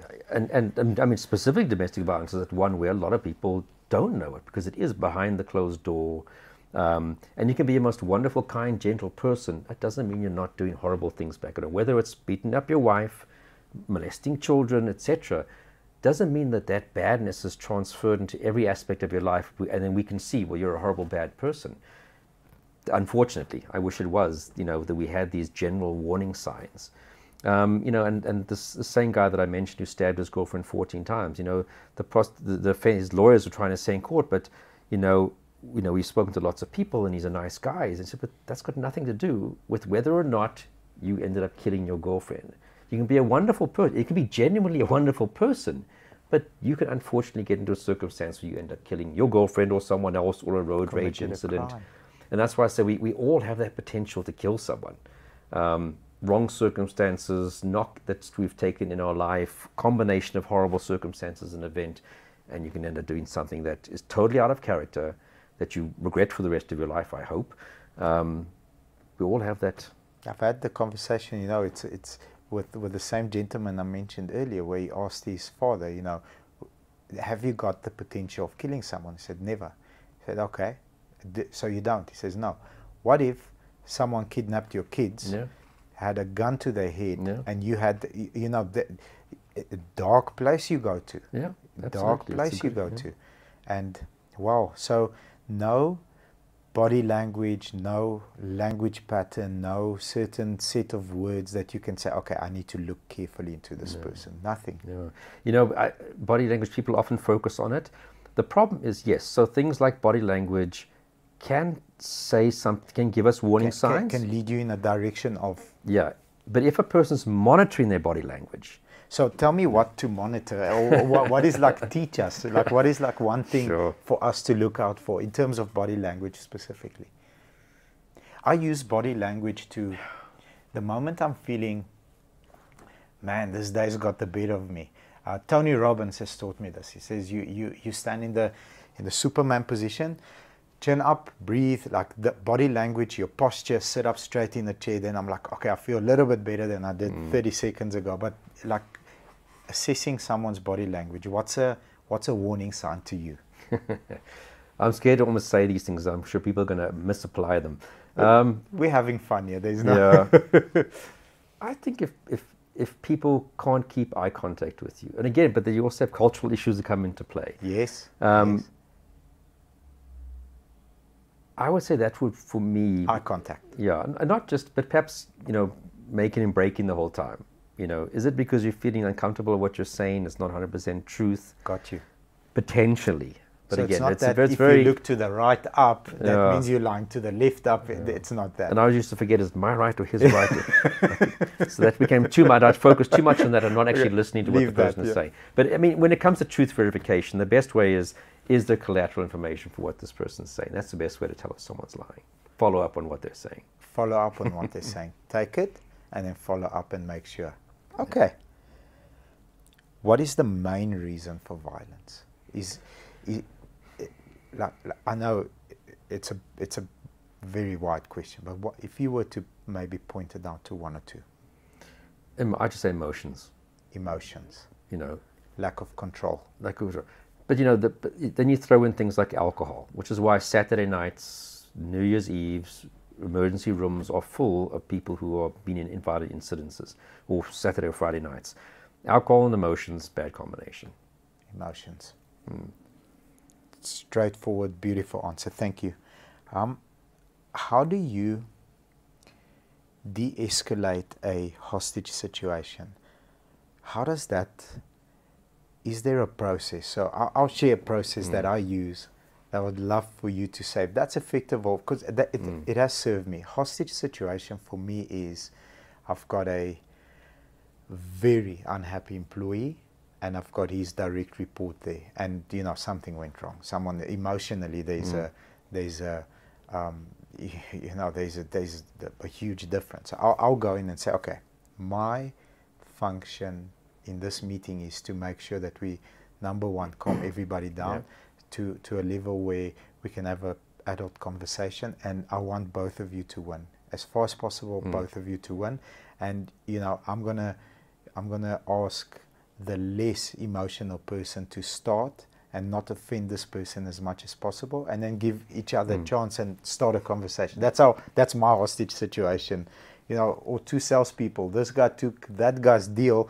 I'm like, geez, they want to kill each other. Okay, I'm gonna give you an extra deal. Just relax. But this is a game. How do you do it in real life when there's lives at stake? No, I think you've already touched on one of the most important ones. Is when people are very angry and upset. You trying to get a logical outcome when you reach a certain level of anger and upset is pointless, because it doesn't matter if you're right. It becomes more about, say, the ego in a way at that point in time. You know, ego is the enemy. You've left the logic, and now it's ego, and now it's a battle of ego. So, and you can. I mean, when I do this one de-escalation training that I do for some banks for their staff, you can even see it when people are, you know, they're making large movements with their arms and their hands, their voices raised, etc. They're moving around and pacing. That person's not going to listen to logic at that point in time. You've got to let that anger burn out. And that's often adrenaline, which we know doesn't last for too long, because your body can't just pump adrenaline for too long on an ongoing basis. When you see this large, loud voice, big movements, you know, you've got to let that person vent that out before you can talk to them. So I think getting the emotions down, whether you're just giving them time to vent, or just listen, can we have a chat in 5 minutes? Why don't you grab a cup of coffee, then we'll meet in 5 minutes. Even that is a sort of, without telling the person, you're giving the time. Don't say, go and calm down, then come back. I am calm. You know, it's not again about the logic. I've said that before. So you sometimes, you want to see me not calm. I'm not angry, as your wife would say sometimes. So, and you know, pointing them out that actually they are angry is not helpful. So sometimes you have to create that space where they can calm down without telling them, go cool off, but just, okay, I've got something quickly. Can you come see me in 10 minutes? Without them realizing that is they've got 10 minutes to go sit in the office, get a cup of coffee, chill out a bit. So you can't change the world when people are too pissed off with each other. It's kind of the simplest rule, I would say. And then I think the most important next thing is to acknowledge what the person is experiencing. I understand you are upset. Because what we often want to do is we want to give our version of the story. And we're so busy, before that person's even finished, you can see that I'm already starting to try and say what I want to. I'm not listening anymore. So almost to acknowledge, I can understand, I can see why you're upset. I hear that you're angry about this situation. I would feel the same way. So almost that acknowledgement to the other person that, okay, somebody's getting me, then I can calm down because this person gets where I'm coming from. Sort of validating that it's normal for them to feel that way based on the information. It might not be accurate, but you're acknowledging. At that point, acknowledge. Okay, got you. So I mean, I often say, like, you look at it again, a customer. When I use my de-escalation, I often show a scenario, a video about a customer, and this guy's been back 3 times with this faulty thing. Just taking it and swapping it, yes, that's part of it, but he also wants to acknowledge that he's been messed around, or that I can understand how you feel so frustrated. I would also feel frustrated 3 times that I had to go back to a place. They also want not just the problem to be solved, but they want the emotion to be acknowledged, that they were messed around or frustrated. So it's often, I suppose, in the same way, you know, come back 2 or 3 times because there's something wrong with the car. Fixing the car, yes, that's key central issue, but acknowledging the fact that they are frustrated about having to come back 3 or 4 times. That's perhaps acknowledging more important. The emotional, And once you do that, you often find the person calms down. That's Thank you, you get true. it. So, you know, I think those are perhaps the two key issues. That's beautiful, beautiful business advice. That's one of the best business advices and tips that we've ever had on our show. So. And like you said, acknowledging when you did screw something up, acknowledging it. Yeah, you know what, we didn't perform at the level we should have. I'm sorry. And often people are like not expecting that. Yeah, yeah. And it's okay, all right. And like that's when you start to swing it around to making the customer fan. Make this better. Yeah. And that's what they'll remember, you know. 100%. Beautiful. Yeah. Thank you. Thank you very much.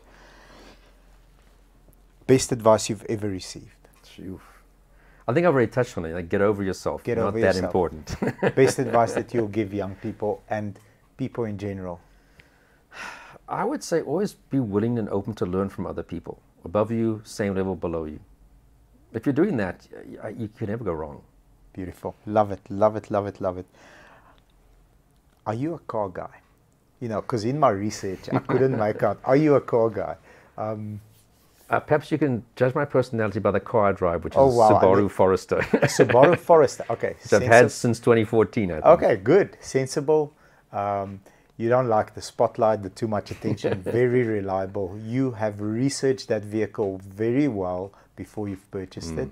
Not only locally, but internationally. So, yes, that's what I pick up and from not it. likely to get hijacked because yes. nobody steals them. So, yeah. So have you got the turbo version now? It's a 2.5 XT, was it? I don't think it was the overly fancy version when I got it. I got it brand new at the time. Okay. It was just come out. Okay. Yeah. Is it quick?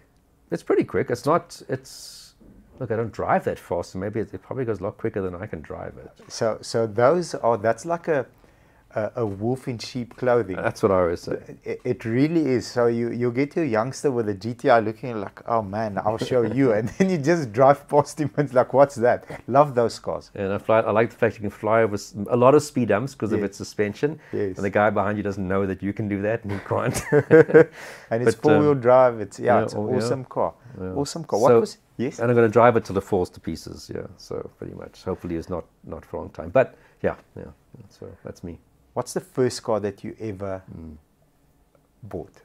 I was very fortunate. My parents were able to buy me a second-hand car, and they bought it from friends of theirs, and it had been their kid's car. It was a Mazda 323, those old hatchback with the round... 1300. Yeah.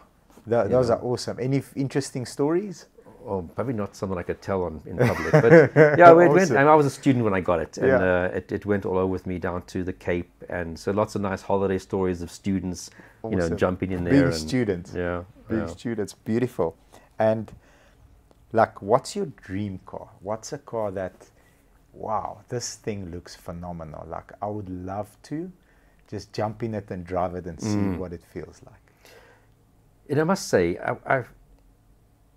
like I said, I'm probably going to drive this Forester to falls to pieces for the next, hopefully, 10 or 15 years. But if money was not an option and I could just buy, I always must say, when I see, not the pimped up versions, but just the plain versions of the G-Wagon. The G-Wagon, oh man, those are amazing. Not like it's not the rap star version, but just because it's an amazing vehicle. It really is. And I would like a SUV because, like you said, my practical side of me kicks in. How can I put stuff in the back of it? So probably something like that if money wasn't an option is something. Beautiful, love it. We've had a couple, and the first time we got one, we actually got it.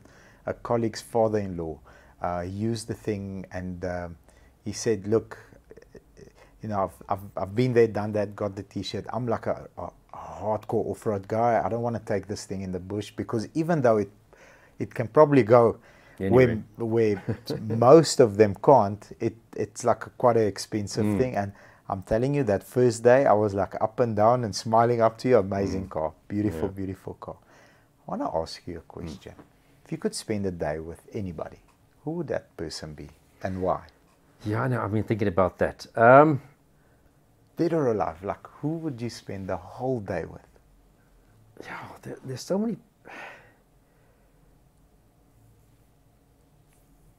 I think I would like to spend a day with whoever the American president is at the time. At the time. I just think that... Fascinating. You know, just your life and how your day is, it's the security around what you... Look, I would prefer it if it was, say, Barack Obama, and that would be a double whammy for me. If it was Barack Obama and I could follow him around as the president of the United States. I love him. I love him as well. Best public speaker who ever lived, in my opinion. And a really... I mean, in the book, actually, the second book, I one of the cases where we had to do a threat assessment on a guy who was threatening to kill him when he came to South Africa in 2013, in June, and then again for Mandela's funeral. Do you mind diving into that? Yeah, so there's a guy from the little, it's in the book, guy in the town of Batuli who, he had his reasons, but he sent death threats to the consulate, saying I was planning to kill Barack Obama with a June visit to South Africa. What was his reason? He had this sort of delusional belief system. And I want people to rather buy the book, but they had this delusional belief system. This is how they buy the book. Yeah, he had this delusional belief about the world and the USA and South Africa and England coming back under the monarchy as this powerhouse. But nobody was listening to him, understandably so, because he was a bit mentally ill. And he felt that at one point, but maybe if I start to make threats, people will come and listen to me. They'll come to me. And take me seriously. And then I can tell them what I really want to tell them. So he actually had no intention of acting out the threat. There was no emotion behind it. But he thought that's because everybody had been ignoring him for years, that this might be a way I can get attention. And it did get attention, unfortunately the wrong attention for him. But it's also a success story because I spoke to him actually a couple of months ago again after all these years when I told him I'm going to write the chapter, and I actually sent him the chapter and said, are you okay with what I'm saying in here? Although I could do that without his permission because it was a criminal case, I just felt he's a human being. And he said, look, the chapter's great. If you could add that how mental health treatment really helped me, then I'm happy that you include. I'm very happy that you include this. Beautiful, because it shows that people get help and come out better off at the end of it. And that's why I kind of look at it. One of the really nice success stories. So yeah, sorry. So how we got into the bit. So Barack Obama, as the president of the United States, more recently, actually, now that I think about it, who I would love to spend a day with is older Vladimir Zelensky in Ukraine. Wow. A man who I've just like, wow, a guy who was a comedian. And I've actually watched the comedy show he used to be in. And in that comedy show, he's a teacher who's ranting about the government. Some student videotapes it in the story, and that goes viral. And he ends up becoming the president in the story. And his life actually mimicked that because he ended up, leaving his comedy life and running for president. And wins. On an anti-corruption bill, which is what he was ranting about in that TV story, and becomes a president. And how I think Putin felt this guy is just going to be a walkover because he was a comedian, and he has really risen to the occasion to stand up against tyranny, lead his people and the troops, etc. So I think, I just, because I'm a bit of a fanboy of him at the moment, to spend just sort of time with him. But just to see how he processes issues, how he delegates, how he anticipates, how he reacts, proacts. Beautiful. Yeah. And if you could be a fly on the wall in a room, and I could, if you allowed me, be next to you, what room are we in, and who's in the room, and what are they talking about, or what are they planning? Well, if I couldn't spend a day with those people, I wouldn't mind being a fly on the wall in the Oval Office. In the Oval Office? Like I said. What are they processing in the Oval Office? Area 51, UFOs, like what do you... How do they... you see these people in the media. That's the only way you know them is through the media. And of course, everything is typically very controlled and measured and scripted. And staged to make everything look hopefully as successful as possible. So I'd love to see that person who gets in there after that press conference and goes into the into the Oval Office and like, damn it, and just behaves in a very human way and reveals that side of themselves. So that was just quite fascinating. But I often wondered when I was working in the police, when you're in a courtroom, the judges are these typically stony faces, very difficult to read. What are they thinking? How's it going to go for us? And to almost be the fly on the wall when they go back to their chambers, and listen to this guy talks so much crap in my ears, I had to stay. My God, can you believe what they just said? I always wonder. Oh, I wonder what they're thinking now, talking about. I wonder what he's talking to his clerk about, and So that kind of been. I always wonder about that. Awesome. I would love to be a fly on both walls and listen to that conversation. Now, as an author, what's your... I can't ask you for a favorite book. That's not fair. Maybe 4 or 5 books, or 3 books, or 2 books that you feel, wow, this was really impactful. I've every couple of months touched on this, or every couple of years went and touched on this, if you don't mind, sir. So one, look, as you say, I mean, I do love reading. I don't do it as much as I used to a year or 2 or 3 ago. But I would say one that really had a huge impact I think Viktor Frankl's Man's Search for Meaning. Okay. So Viktor Frankl was during that sort of Nazi purge of people, and they were putting everybody in concentration camps who was Jewish and who disagreed with them. And he was a Jewish psychiatrist, and he was stuck into a concentration camp. And he survived it, and he kind of realized that the people that survive, it's not the biggest guy, it's not the strongest person physically, it's not the most aggressive, it's the people who have some meaning to their life. And the minute you don't have meaning in your life, those are the people that died. They gave up, and within a week or 2 or 3 died. Now, whether that meaning was, I have this scientific paper that I need to publish that's going to change the field of biology, or I have my daughter who I don't know where she is, and I have to survive because I want to find out where she is and find her and reunite with her, to I want to survive because I want to show the world what the Nazis have done and be a witness at whatever comes after.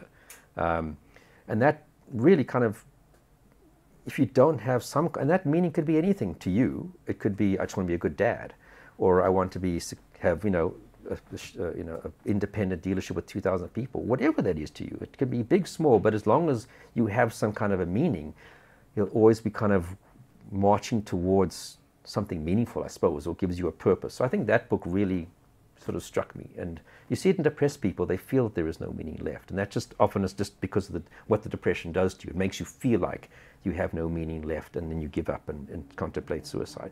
So I think that book was really amazing. What else?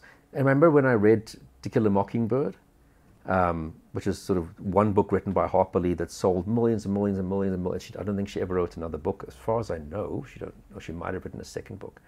And what I liked in that whole book was that there's a character, Atticus, the main guy, who represents this person who's accused of murdering someone or raping someone, if I recall correctly. And now he was standing up, doing something that the majority of the society was saying, why the hell are you doing that? And he was rejected by society for standing up for his principles. So I liked the fact that that's what his character did, stood up, although it was unpopular in the community, he felt it was right to do what he was doing. The right thing. And also I liked the role he had as a father towards, in that particular story. But I've read other ones from fiction too. I often like to read biographies about people. I also love it. Have you read After Steve? No, I haven't. Like anybody out there should it's an absolute beast of a book. So the full title is After Steve, How Apple Became a $1 trillion company and lost its soul. So it goes about, and you're gonna love this book because it raises so much questions. So everybody knows that when you think of Apple, what's the first person that you think of? Steve Jobs. Steve Jobs. Okay, so let's do a little bit of a back and forth. So in the book, it explains that when Steve Jobs passed away, he had built a $150 billion company. How much do you think Apple is worth today? $3 trillion. Wow. Who's the CEO of Apple today? I don't know. The same person that took over after Steve passed away, Tim Cook. Nobody knows who this guy is. Tim Cook is an absolute beast, and he's just in his lane. I think he's in his 60s now. He's a gay man. Came out later on. He's a process and procedure master. Keyboard, spreadsheet, spreadsheet type of a person, where Steve was, bring the press. Let me tell you about this thing that fits. Do you know why this, here we are, Tim, nothing like him. And raises the question of, if Steve was alive, would he have built a business this big? If he was alive, would he be able to navigate, Donald Trump? There was a big story with Tim Cook and Donald Trump. Could that flamboyant CEO be in a position to navigate as well as this guy that nobody knows about? It's a fascinating book. And that's it, because I often think that every business has a leader who's right for a certain phase of the business. And I see it back, if I look at my old unit in the police. Mickey Pistorius, I think, had the right personality to introduce these concepts in the police, get people to listen to her. Yes, we're going to establish a unit. And I think I came in at a point where the unit needed a new type of leader. And I think I left where because it was getting bigger, I like to be out there working cases. Now it's getting big and it becomes more of you need a manager, a person who can manage people. And I felt that somebody else needs to step in and take that for the next phase. And I think that's very true. Would Steve Jobs have been, look at Nokia. Nokia used to be the thing when it came to cell phones. Gone. Or Motorola, or BlackBerry. Gone. Just because you're the top of the, doesn't mean you're going to be in, because circumstances change, businesses change, other people come up, and it's not, I guess, it's so certain people are healthy for different phases. The only constant is change. Yeah. And you're right. If Tim Cook perhaps came in 5 years later, maybe, he didn't join the company at the time where he could, boom, turn it up. And if everything happens for a reason.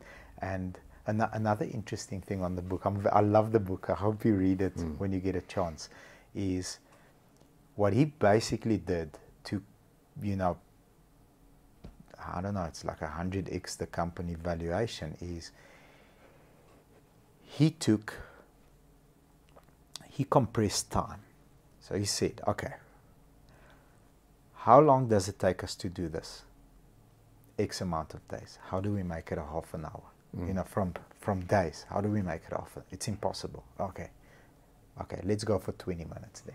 And achieved it. So and Steve Jobs was not right for the phase that it needed to go through, because he was out there, like you said. You like to work cases. You don't want to sit and manage people. You love cases. He loved the media. He loved product. He loved, touching, feeling the product. Like, change this, do a different color, do a different material. And I think, that's why some businesses grow very large, because at the right time the right leader comes in, or they grow very large with a founder being self-aware of his limitations and managing the ego to appoint people for his weaknesses. Beautiful. So where do we get your expert advice, your services? How do we connect with you? How does a company connect? I know you do a lot of stuff for corporates. You do magical work for a lot of people. How do we, number one, connect with you? And what is the scope of services that you offer to businesses and to individuals? So heading towards 2016, I eventually left the police in March of 2016. And always they say, you've left the business a year before you actually resign, type of. And I think that's very true. I started to feel, frustrated, and almost like I'd done everything, and things are becoming a repeat of what I've done before. But I started to get more involved in the last few years in threat assessment. And when I left, shortly before I left, I realized we were getting contacted by, a very well-known bank in South Africa, and say, hey, our CEO has been getting very threatening letters. Or they're weird letters. We're not even sure if they are threatening, but we need someone to look at them and tell us what we're dealing with. I said, but wow, you're a bank. You have all the security. He said, yeah, but we don't have people in this case who can tell us what we're dealing with. So I realized that in the market, in companies in South Africa, helping companies with workplace violence, whether it's threats from outside towards their staff or staff-on-staff problems, but when there's concerning behavior for the safety of our employees, whether it be from an angry person, customer, mentally ill person who works or doesn't work for us, how do we navigate that? How do we understand how much of a concern we have, and how do we manage it that it doesn't happen? And that's, as I said, something we've been doing more and more of in the police, threat assessment. And I realized that in terms of workplace violence in South Africa, we're absolutely in our infancy compared to the United States, which is probably the furthest down the line, sadly, because of all the shootings they've had.